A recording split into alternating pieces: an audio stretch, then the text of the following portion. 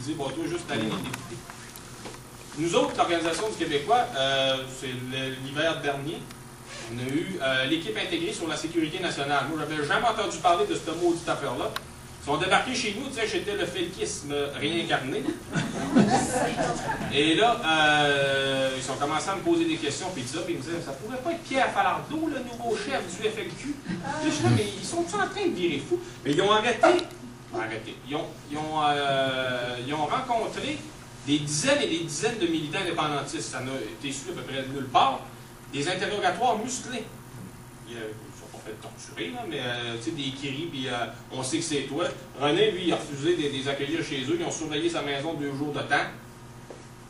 Il se passe des choses quand même assez spéciales. Durant le temps des fêtes, une autre preuve qu'il se passe des choses assez particulières. Moi, j'avais une cousine qui était patrouilleur de la Sûreté du Québec.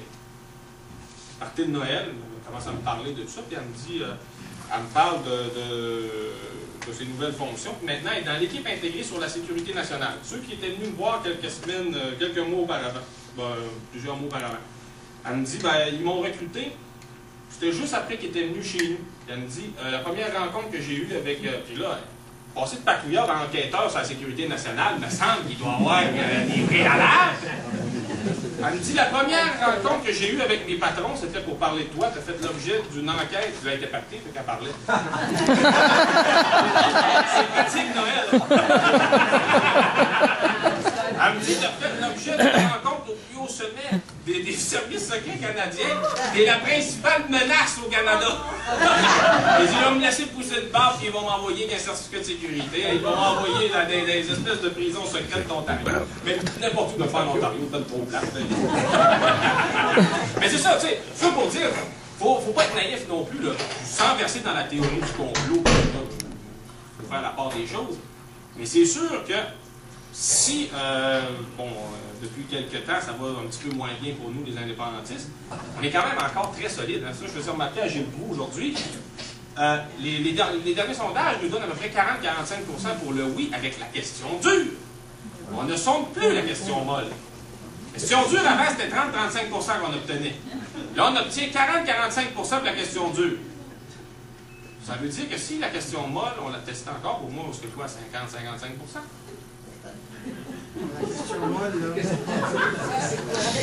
Souveraineté, partenariat, question molle, question dure, les webés. Ouais, non, c'est ça. Hein, pas d'esprit mal tourné. Mais on est quand même dans un contexte où la victoire est encore tout à fait envisageable. On fait toujours peur à l'ennemi d'en face. La journée où on abandonnera notre amateurisme, comme tout le monde, et qu'on deviendra vraiment sérieux dans la guerre que nous menons à ce système politique-là, les Québécois n'auront plus peur de nous appuyer encore plus massivement. Et nous renverserons alors tout sur notre passage, j'en suis convaincu, mais il faut se retrousser les manches et travailler. En connaissez-vous, ça c'est une formule que j'aime bien, peut-être que vous avez trouvé qu'elle est très poche, mais enfin je vous la lis. En connaissez-vous bien, vous, des gens dans la vie qui se fixent des objectifs super difficiles à atteindre, faire un pays français en Amérique du Nord, je pense que c'est quand même assez ambitieux, et qui là, s'assoient sur leur steak et attendent que ça arrive tout seul. J'en connais pas, moi. Je connais pas de peuple, moi, qui a obtenu un pays en se battant pas. On n'est pas différents, on n'est pas meilleurs, on ne l'aura pas par l'action du Saint-Esprit, ce pays-là. Là. Ben, travaillons. On va réussir. Moi, c'est pour ça que je continue. On n'est pas des masochistes dans l'Organisation du Québécois, tu sais, à se faire écœurer et tout ça. Là.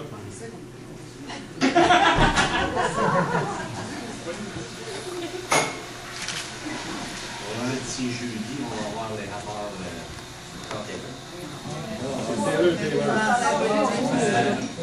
est-ce que tu as l'impression que ça va être un déclencheur pour un mouvement vers un peu plus d'indépendance?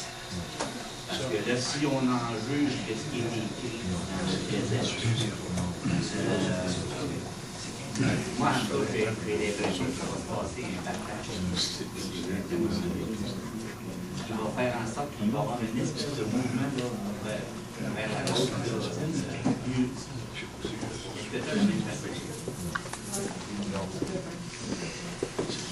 Je pense que ça peut nous servir. peut-être pas aussi radicalement comme je pouvais penser. Moi, je crois plus au contexte des discours. On avance progressivement, ça, va finir par créer un contexte plus propice, plus favorable. Moi, ce qui me fait peur toujours là-dedans, c'est qu'à partir du moment où les voies de transmission du système vont dire, bon ben là, maintenant, faisons une bonne ligne avec ce rapport-là, qui soit bien assimilable et acceptable pour le peuple québécois. Tant que la presse et tout ce gang-là vont se mettre là-dessus, je pense que le message va être moins négatif que vous pensez. Oui, c'est ça. Alors, je suis sûr que la raison, c'est pas parce que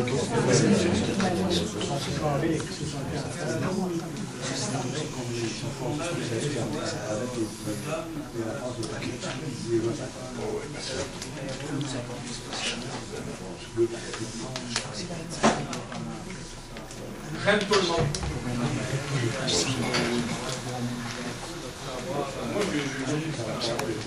Moi, regardez, j'ai quand même déjà dit, je pense que on sait au PQ que ça me permet de critiquer les le pays, ils sont choqués à aussi. Moi, je dis ce que je pense. Je ne veux pas m'affilier sur un parti. Je demeure plus péquiste que je pourrais être des autres, que j'appuie les autres. Là. Mais je les aime tous au pays, c'est du monde que je connais, au pays.